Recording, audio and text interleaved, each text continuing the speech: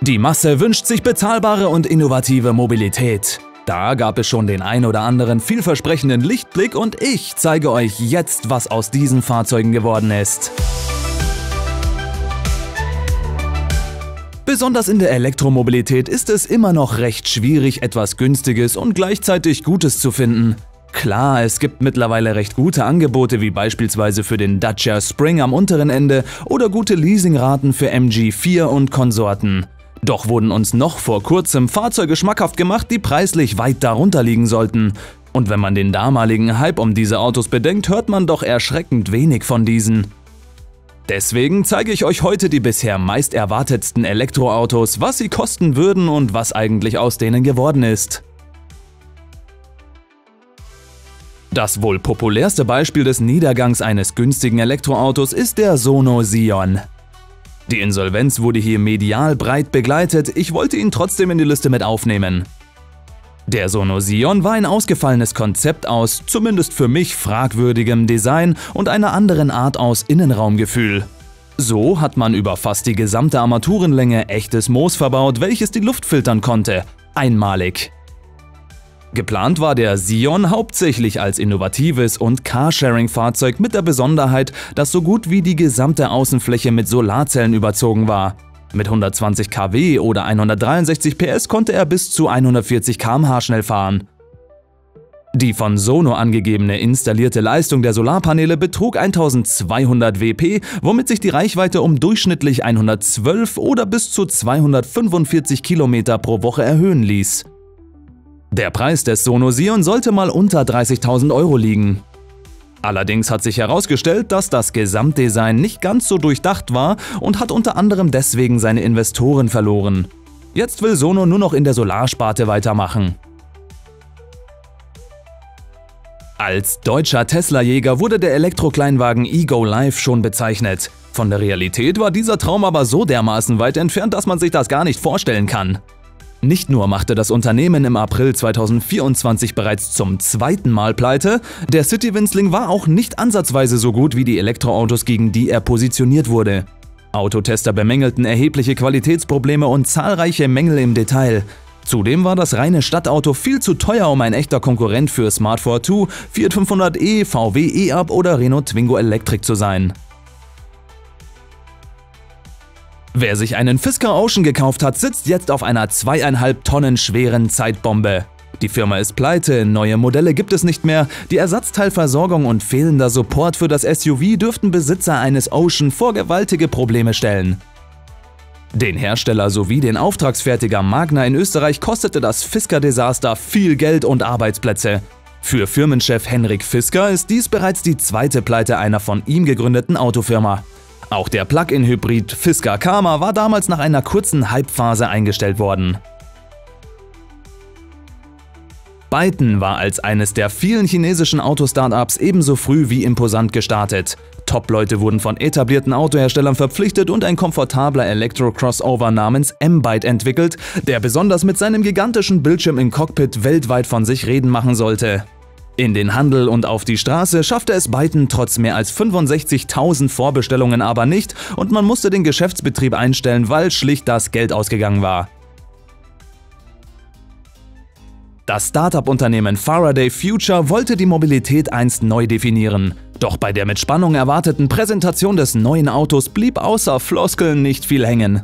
In Interviews schwärmte Chefentwickler und Mitbegründer Nick Sampson noch von neuen revolutionären Geschäftsmodellen, vom Erwerb von Mobilitätsguthaben anstatt eines neuen Autos oder von Filmen, die gekauft und geschaut werden, wenn das Auto autonom zum Ziel fährt.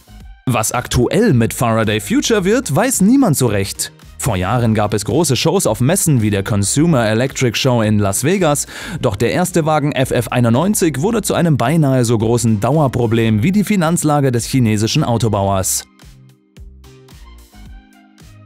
Das Elektroauto Lightyear 0 ist jetzt nicht wirklich bezahlbar, sollte aber eigentlich schon 2022 Realität werden.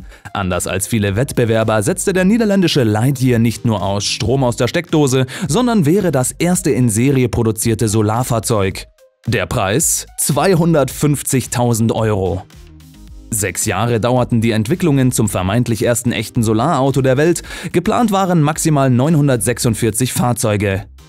Der Hersteller versprach, dass das aerodynamisch gestylte Elektromobil bis zu 7 Monate lang fahren kann, ohne auch nur einmal an der Ladesäule nachzutanken. Doch das Worst-Case-Szenario tritt ein. Die Betriebsgesellschaft des Autobauers ist zahlungsunfähig, die Produktion des Autos eingestellt und man kündigt eine strategische Neuausrichtung an. Man wolle sich nun auf das Nachfolgemodell Lightyear 2 konzentrieren, ob das jemals kommt, steht aber in den Sternen. Erst vor kurzem im Januar 2025 musste das 2017 in den USA gegründete Start-up Canoo Insolvenz anmelden. Und das, obwohl Aufträge von der NASA, der US-Post und Walmart auf dem Tisch lagen.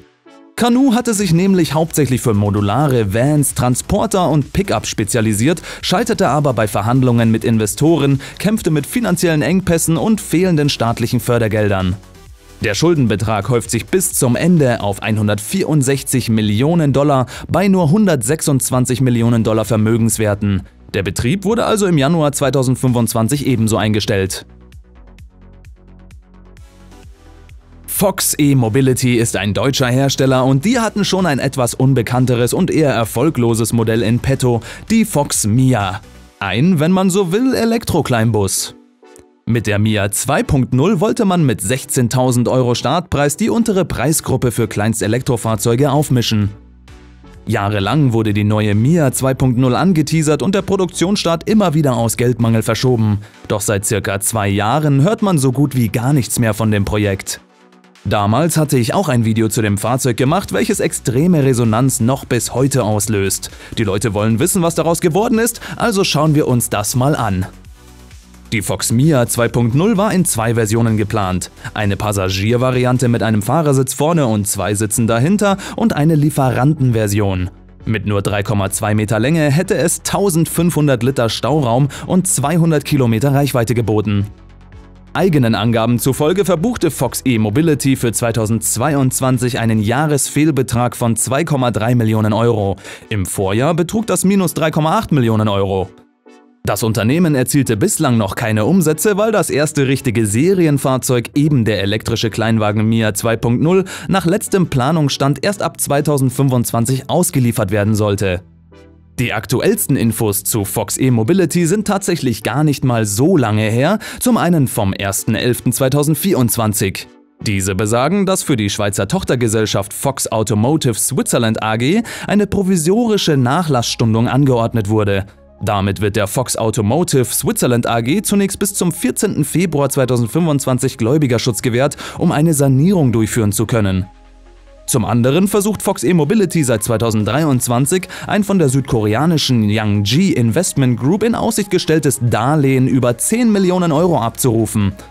Laut einer Mitteilung von Fox E-Mobility ist die letzte Frist, die man Yangji im Dezember für die erste Darlehenstranche von 2 Millionen € gesetzt hatte, ohne Zahlungseingang verstrichen. Es gebe auch keine neuen Überweisungstermine von Yangji.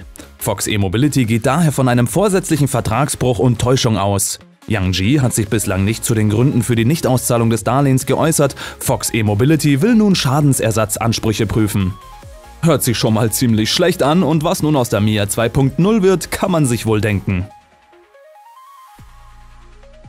Ein Auto zu produzieren ist offensichtlich ein extrem teures Unterfangen und wenn man sich allgemein vor allem in der Welt der E-Auto-Startups umsieht, haben sie fast alles eines gemeinsam: Geldmangel. Es gibt natürlich auch Startups, die es einigermaßen geschafft haben, nur kommen die meist aus dem asiatischen und vielmehr aus dem chinesischen Raum, weil sie dort teils massiv vom Staat unterstützt und subventioniert werden. Der Umstand, dass dort auch extrem viele Menschen leben, vergrößert zudem die Zielgruppe. Was aber wiederum auch kein Garant für Erfolg sein muss, denn selbst dort gibt es, wie wir ja gesehen haben, mehrere Insolvenzfälle. Ich habe auf jeden Fall so viel versucht herauszufinden, wie ich konnte. Manchmal gibt es auch seit Ewigkeiten einfach keine aktuellen Infos, wobei man sich da ja denken kann, was daraus geworden ist. Deswegen hoffe ich, dass ihr mein Video informativ fandet und auch beim nächsten Mal wieder dabei seid. Links zu meiner Musik, meinem Instagram und so weiter findet ihr in der Videobeschreibung, falls ihr da mal vorbeischauen wollt. Ansonsten sehen wir uns dann beim nächsten Mal. Ciao!